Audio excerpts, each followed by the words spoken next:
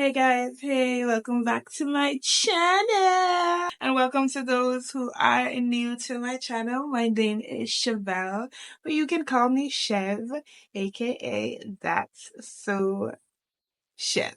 Thank you guys for tuning in to today's video. Today is a story time. Today, I'm going to give you guys a tea. Get your glasses.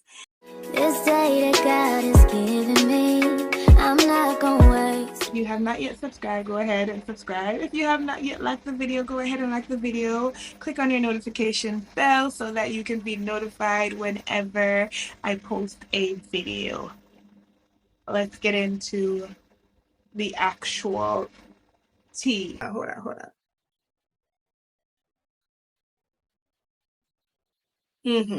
All right. So let's talk about the first time meeting of my husband. So my husband and I are 6 years into a relationship, 4 years into marriage. So backstory, we worked at the same call center. Did not know each other, seen each other here and there before. So the first time that we've seen each other, we went to go, I don't know how to tell you guys this. So let me put it in our business. At our workplace, they would give little loans, little payday loans. You need a little loan? Yeah. So, whenever you sign up for the loan, on the Friday or the Thursday, you would go into Crossroad to go get the loan. They would not deposit it into your account. You would have to actually go and go get it. So, I went that Thursday or that Friday, I think it was. I went to go get the loan, and this was a side of Crossroad that I've never seen before, or I've never experienced before. So I went to Crossroad, took a taxi from New Kingston, go to Crossroad. He came in. I saw him coming with one of my coworker in Virgin Useva. He came in and you just see somebody and I paid him the mind. So I didn't really pay him any mind. He came in. After he came in, I think I was going out. I was standing outside and I was like, how do I get a taxi to go back to New Kingston? So I was like, oh my gosh, how am I gonna reach back to New Kingston? Once again, as I say, I've never been to this side of New Kingston. Crossroad. It was actually still Central Crossroad, but that was just a side that I've never been to. So I saw him outside and I went up to him and I was like, I can't get a taxi go back a halfway tree. And he kind of looked at me and then he was like, yeah, go down this turn left. And of course, we would have seen the Central of Crossroad. So I was like, all right, cool. So I did exactly just that. Went on a taxi. I realized the taxi name for New Kingston, and I went ahead and I took a New Kingston taxi. And later that evening, I used to live in Spanish Town, so I was on my way to Mullines Road to go get a bus to go to Spanish Town. He was coming up from Mullines Road while I was going. So I had waved and I had said hi, but he didn't realize. I mean, I smiled and he seemed to smile back at me, but when he and I talk about it, he didn't actually realize. That would have been 2016, the latter of 2016. January 26th, 2017, I was away from work because my account was taking a break. And one of my friends had a meeting and I went back to sign up for a loan. Yeah, man, that's how I was surviving in the call center them time because my account wasn't making no money like that. So that was how I was surviving some way, somehow, differently from God providing for me. Yeah. And sat there and talked to my friend. So when my friend went for her meeting now, I said, all right, may I go in now?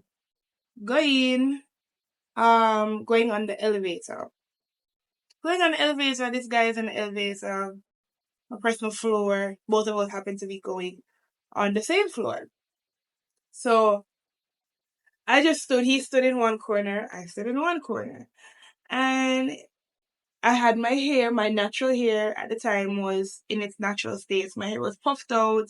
I had on a jeans top and a jeans pants and a white flat shoes and you know, you know.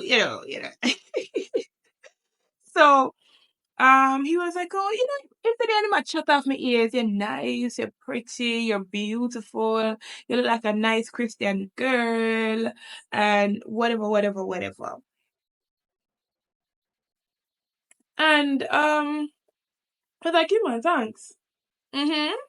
Thanks. I'm just today at home composure because at this time I was in a situationship. A relationship, but not a relationship. And we were practically ending it, or I was ending it because I was no longer interested in that. So we were, so at this point, I never want to talk to nobody. At this point, I never want no man. I just did want to be by myself. I just did want to stay by myself. I never want nobody to talk to me. I just wanted to leave me alone. Leave me alone. Please. Same da talk off my ears. Mm-hmm. Yeah. Thanks. Mm-hmm. Mm-hmm.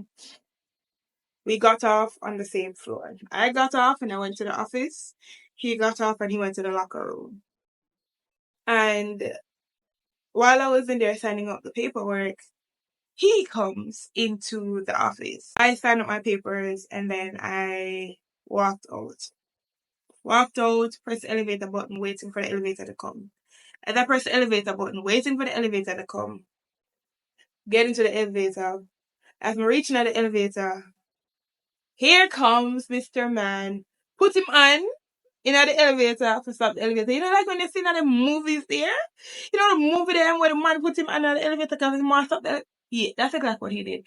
The elevator door was closing and he put his hand and stopped the elevator. He stood in between the door of the elevator so the elevator door could not close. And I'm like, sir, you can't. He's like, we can't get the number. I said, no. He was like, why, Mr. Because I don't want to give it to you. Something like that. I don't even remember. I wish he was here that he could tell you guys.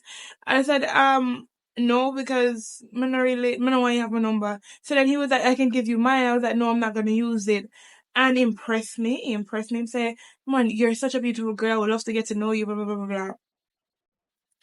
I was like, all right, I'm gonna go about my business. So I gave him my number. And I was like, whenever he calls me or texts me, I'm just gonna block him. So by the time I reached downstairs, I think he texted me same time. And I didn't block him same time. I don't know why. And I reached downstairs and I was outside using Burger King's Wi-Fi and waiting on my friend to come back from her meeting. And while I was there, I got a text message and he was like, hi, beautiful, or something like that. And I was like, hi. And I was like, how is he texting me if he's supposed to be back at work? Come to find out, him download WhatsApp on people them work computer when he shouldn't have downloaded WhatsApp on people them work computer. So we were there texting. But then here, and I stand up two twos. Guess who's walking coming in front of me? And he walks and he comes in front of me. And then he comes and he gives me a hug. And little does he know, like, I gave him the side eye. I was like, yo, you don't even know me and I don't even know you. And you're just coming to come give me a hug.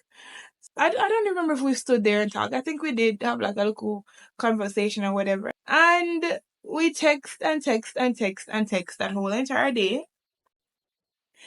Here we are, 6 years later, married, 2 children, happily married, and 2 children. We've been at it for that long, for that long. It ain't easy. Has not been easy because when we started off, we nitpick at things. We would find everything wrong with each other. Oh, I don't like that you did that. I don't like that. I don't like this about you. That we pick at each other until one day we're just like, all right, yeah, this, we can't do this. A relationship here, not gonna last if we nitpick at everything that each other does. So then we stopped nitpicking and we were like, all right, you know what, we have to go work with what we have to work with. So that's what we did. We worked with what we had to work with. And we're here today. I wanted him to be able to be here with me to give the story so that he can give his version. He's going to say that I stalked him. I did not. Me. Stalk him. I'm so sure, husband, when you look at this video, it was the other way around. You stalked me, okay? Okay. He stalked me. But it's for me, it's a very unique and very beautiful love story on how we started. I love him real bad. Nobody to me like Mr. Smith. Love him real bad.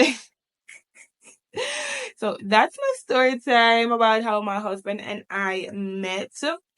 It's nothing dramatic, nothing crazy. He did things that no guy has ever done for me. Like, for example, he kind of pushed me to go back to school. I went back to school, got my subjects. He also, and then when I was going back to school, like every evening after he worked, before my classes were finished or after my classes were finished, he made sure that he was there to bring me to my bus stop safe and sound. And he put me on my bus and he waited till my bus drove off. And he did leave from the call center that I was working. I went to another call center up the road. You see him stalking, very much stalking, yeah, man. He never want to leave my side. So he went to a call center up the road, and every morning I started earlier than him. I think I started like 11, and he probably started a little bit. I don't remember how my time went, but yeah. He would always make sure I had my fruits because he knows that I love fruits. He'd make sure I have my fruits. He knows that certain time of the day my sugar level goes down. He'll make sure that I have my sweets. He'll buy my sweeties them and bring them come when I'm finished with work.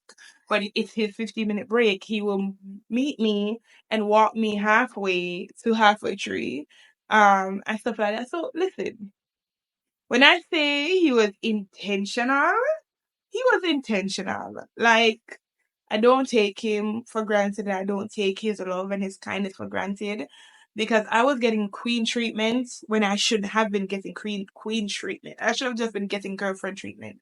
But one of the things that he always tell me and tell anybody is that from the moment that he saw me in the elevator, he was like, yeah, she a wife.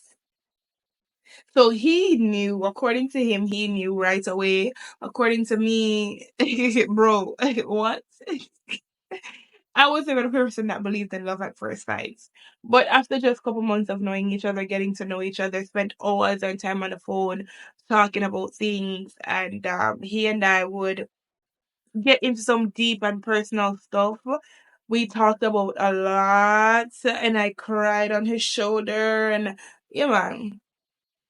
So he's, other than the Lord, my Savior, Jesus Christ, he helped me a lot to heal a lot of things that, had broke me. And up until today, I give all gratitude to him for that because when another man would have probably been like, yo, ugh, that girl here, she has so much baggage, she come with so much something. No, he didn't do that. He allowed me to cry on his shoulder. He allowed me to be vulnerable. He never weaponized it. He never used it for weaponize. He never come back and tell me, say, you're this and you're that according to what I tell him. So, Mr. Smith, cheers to you. I'd marry you again, knowing all that I know and knowing all that we've been through. Me marry him again. Yeah, man.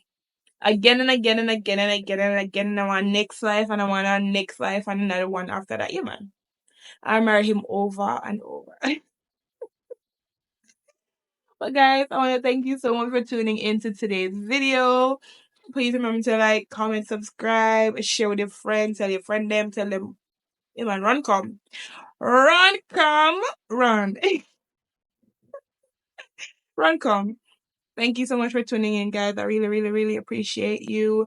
God bless you. Have a great day. Bye.